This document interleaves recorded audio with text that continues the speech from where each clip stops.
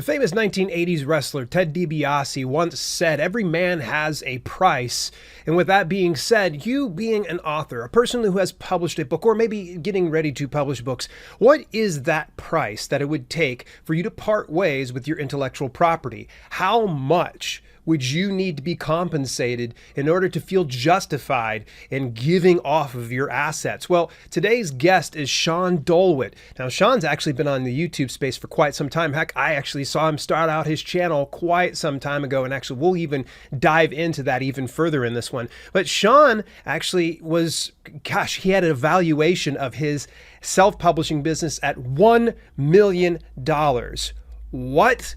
And you're going to find out how he didn't quite get $1 million, but he came pretty close to it. But some of the heartaches and hassles and things like that that went into selling his self-publishing business and then starting from scratch all over again, because believe it or not, it wasn't as easy. And does Sean have any regrets?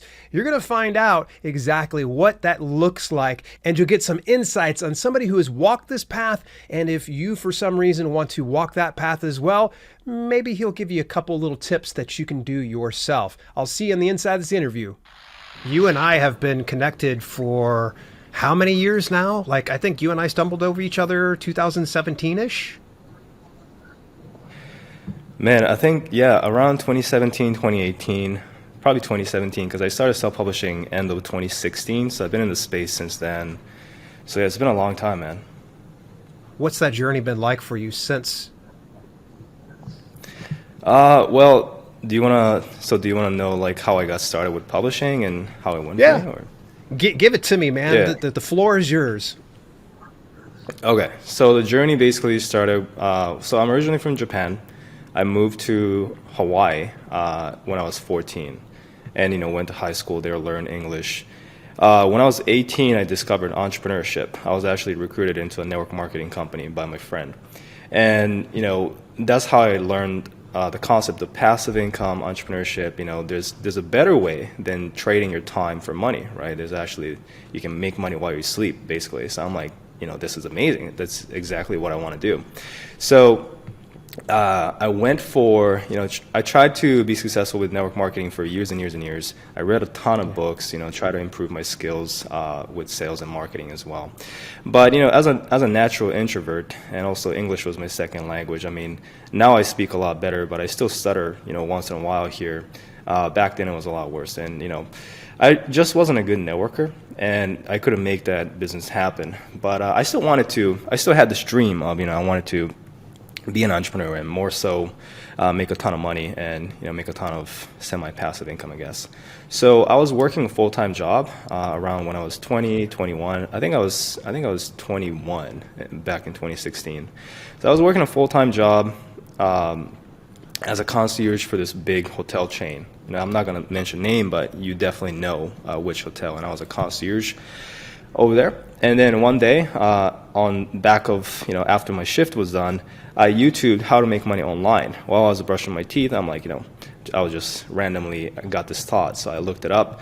I got this video that I found of a guy talking about how Kindle publishing, was one of the easiest business model to start making money online.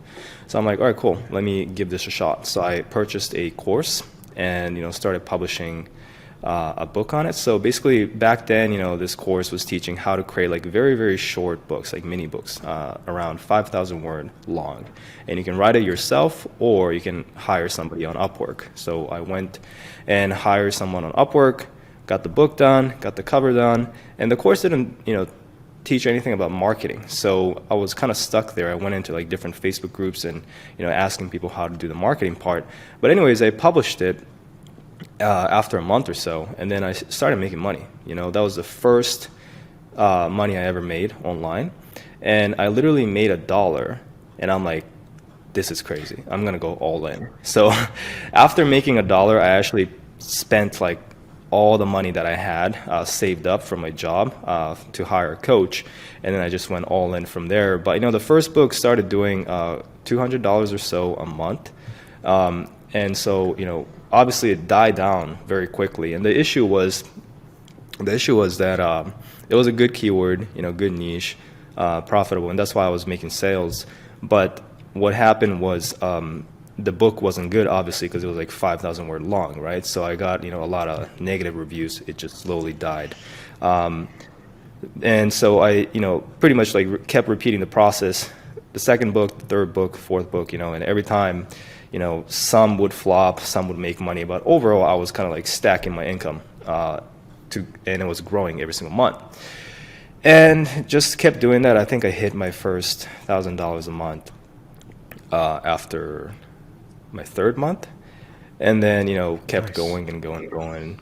I was able to build it up to the point where I was making 10,000. I hit my first 10K in a month after 10 months, and this is me heavily reinvesting everything. So obviously, I know that a lot of authors are listening to this podcast, right? But I never write the book myself. I hire ghostwriters. So basically, I'm more approaching this from a marketer's perspective, right? So I basically go into, the market like Amazon and find profitable niches and keywords that I can publish in, and then I connect that topic with a qualified qualified ghostwriter that can write the book for me, and then I create a book and then publish it. So obviously I had to reinvest all the profit that I made for the first multiple months, and as well as my job income, right, into the business. But eventually you'll hit a point where it kind of flips. So now you're able to just reinvest off of the profits, and then you're still making a little bit of profit from the business too, right? So Yeah. I hit the point, and now I'm profitable, and then I just kept building from there, and my portfolio grew, and 10K a month became normal at that point. It was like a consistent thing, and then I maintained that for years and years and years. But then I hit another wall, basically. So I was doing 10K a month. I finally quit my job. I was very conservative with that. Like I didn't quit my job until I hit 10K a month, But what happened is I was kind of stuck there at the 10K level.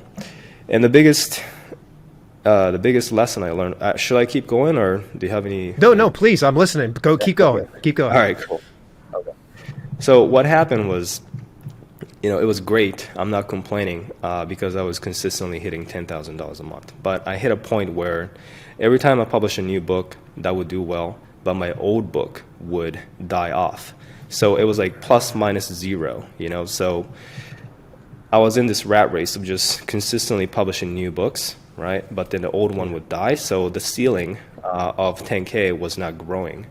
So one day, and at this point, I wasn't publishing 5K words. I evolved past that very quickly, but I was still doing like 10,000 words, 15,000 words. The covers were still ordered from Fiverr. So essentially, in my mind, I've improved the quality of the book, but it wasn't still good enough. It was still getting negative reviews, right? So I really kind of stepped back and analyzed what's happening. Well, obviously, it's because the books are dying out, right? So I, kind of ask myself, how can I make this really, really good so that I can actually genuinely, get positive reviews? Because, a lot of times, some of my books, yeah, it'll get positive reviews, but, a lot of times over time, people will complain that it's too short, right? That would be the main thing, as well as it wasn't really selling as well as it could because I was cheaping out on the book cover, So I basically just shifted my focus to super high quality books. And it's more of an investment up front because now I'm, creating about a 30,000 word long book, right? And that would come out to around 150 pages long. At that page length, no one would complain that it's too short. It's actually a very sweet spot in terms of the page, like the length of the book, because it's not too short, it's not too long. It's really, if you get to the point and give good information, people will be happy with 150 page. Yeah. I started creating books that long, as well as I started reinvesting more into, higher quality writers. So the content's actually good. Started doing more research before I ordered the book to the writer. So, I started doing better outline research, topic research, so I knew exactly, what the customer was looking for, what kind of problem I can solve for them, as well as, ordering better book covers. So I spent more than just $5 for a book cover. And I think you can start off with that, but like $50 to $100 would get you a pretty decent cover design, or sometimes even more that I would pay. But anyways, the point is I started focusing on super high quality books, and lo and behold, what happened was I would publish a book, I would make sales, but then it never died off. It would be, it would Nice. continue to sell, and now it was actually it was the reverse that was happening, because it would continue to sell and then continue to gather organic positive reviews that would just push the book even further up in the algorithm, right? So now it would sell even more, and then that would in turn get me more reviews, and then it'll sell more and then more reviews, and it just this positive cycle that just kept going. So I had a couple winner that was doing well, so I just kept building a brand around that, and then that really stacked upon each other in terms of the income. So I went from 10K a month to all the way up to 35,000. I did some $40,000 months, and that year was really, really great. And around there, I was at this point I was like doing YouTube and stuff too. So I had two different focus, right? I had YouTube, the teaching side, and then also the actual publishing side. And there's this concept of actually selling the business has been going around. I had a couple of friends who did that, actually selling their publishing business. So the thought was in the back of my mind, and because I had a really, really great year, my multiple and how much I could sell my account for was really high. So there's this website called Empire Flippers that you can list your KDP account, and just to get just to even get valued, right? You don't have to sell it, but you can at least get valued and see how much you can sell it for. So I wasn't really planning to sell it, but I'm like, why don't I just go and at least get an idea, right? So I listed, and I got $1 million valuation. And I'm like, this is crazy, right? So I'm like, if I can sell it at $1 million, that'd be great. And so I listed it, and I actually only got 2 offers. The first one was not good. The first guy gave me a very lowball offer, and then he wanted me to just stay in the company. After I sell it, he wanted me to have 10% stake and keep working on the business for him. And I'm like, that doesn't make any sense, because I would just be working for less, right? Right. So but the second guy was actually good. And at this point, I didn't get a ton of offers. Maybe I should have been patient, because if I would have been patient, maybe I could have sold it for the list price. But the second offer was lower than $1 million. It was $820,000, but it was actually a pretty simple deal, which was just cash. I'll give you cash. There's no performance-based contingency, nothing. They would just buy it flat out. Yeah. So I'm like, all right, that's actually very simple, and I'll be down for that. So that's exactly what I did. I sold the business, which I'm kind of like 50-50 on whether I regret it or not, because my brand, my first KDP account, because I focused on high quality, because I built a legit brand that people love and people come back to, that account after 1.5 years of selling it is still maintaining that 35-40K a month income, right? So the upfront money is great, like 820K, that's great. But if I was Nothing sees that for sure. It's super impressive for sure. Right, like 3 years I'll make my money back, or I'll make that and so much more, because now I still got the assets. So the second account I probably will not sell, but I started a second account, and it's been 1 year after that, and it's back up to 10K, and I'm excited to keep building. But that's pretty much the long story of my journey from the beginning to now. Yeah. So when you ended up selling this out, did you just hand over the account to that person, or did you have to send all the assets and they had to start their whole new account with that? Yeah, I'll be so I handed off the entire account. So the way it works is you log into your KDP account while you're Zooming them, like on a Zoom call with the buyer, right? And the buyer actually logs into your KDP account as well with your credentials. And then while you're on the call with them, they go and update, the account information, tax ID, bank account, everything. So they just take over. Interesting. Did you have to contact KDP at all to let them know that you were doing that, just to make sure everything was safe? Yeah, so I've emailed KDP up front and asked them, is this possible? And they said, yeah, it's okay.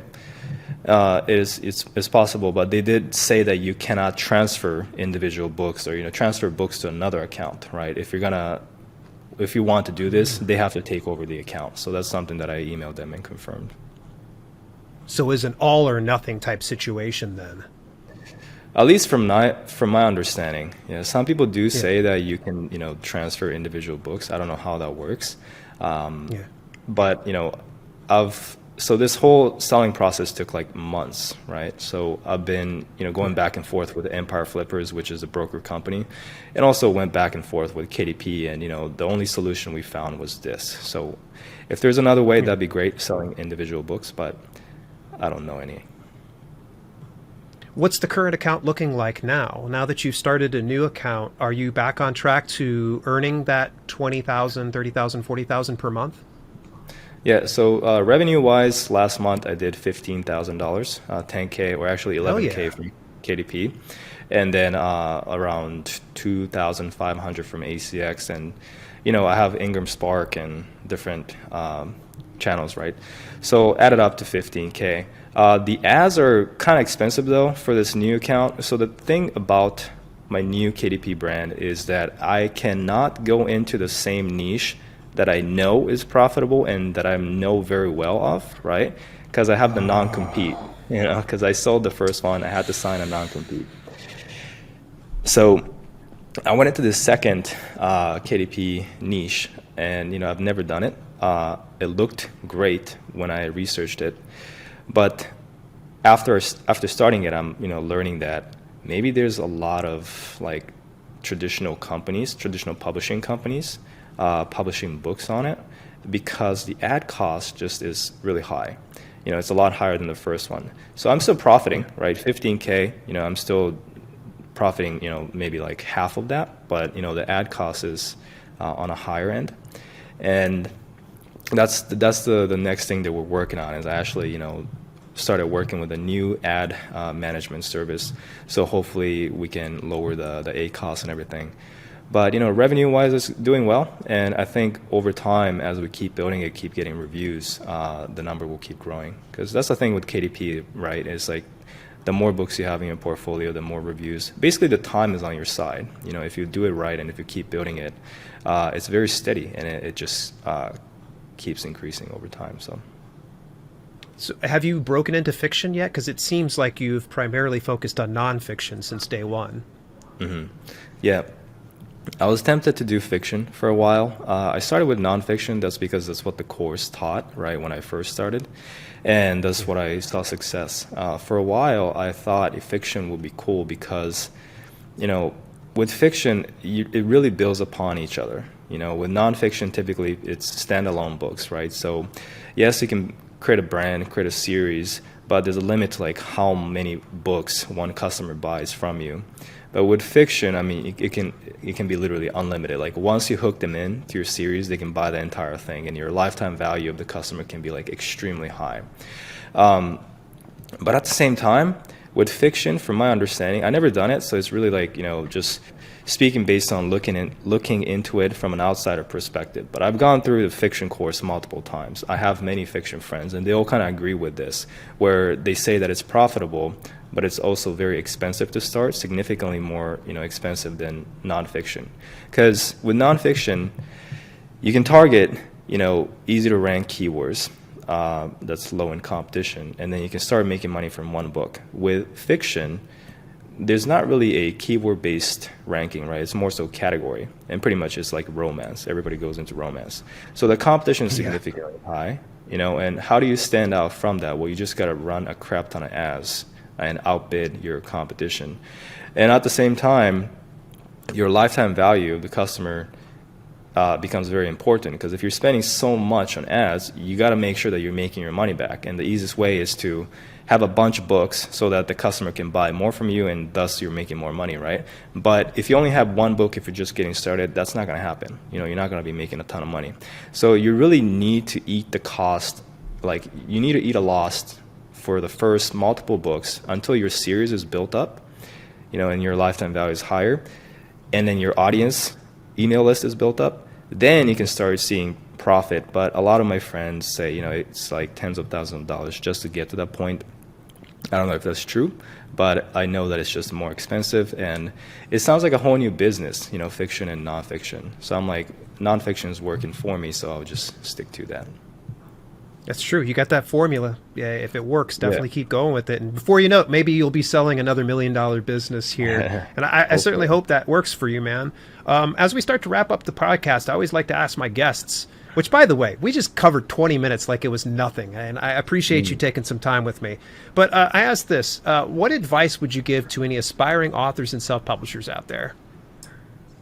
I think the biggest thing is to follow one formula. So whether you're doing low content, medium content, nonfiction, or or fiction, I think following a course and just one method of doing things, it will be super important. Just because you don't want to be all over the place, right? Because if you're doing nonfiction, the way you build this business is different than if you're doing low content books, as an example. The way you make the book is completely different, right? If you're doing fiction, once again, it's completely different. So, if you're going and publishing, let me try fiction, and then let me make one book on, planners, and then let me make another book in nonfiction. You're all over the place, right? And then you're switching pen names, and you're not really building an audience.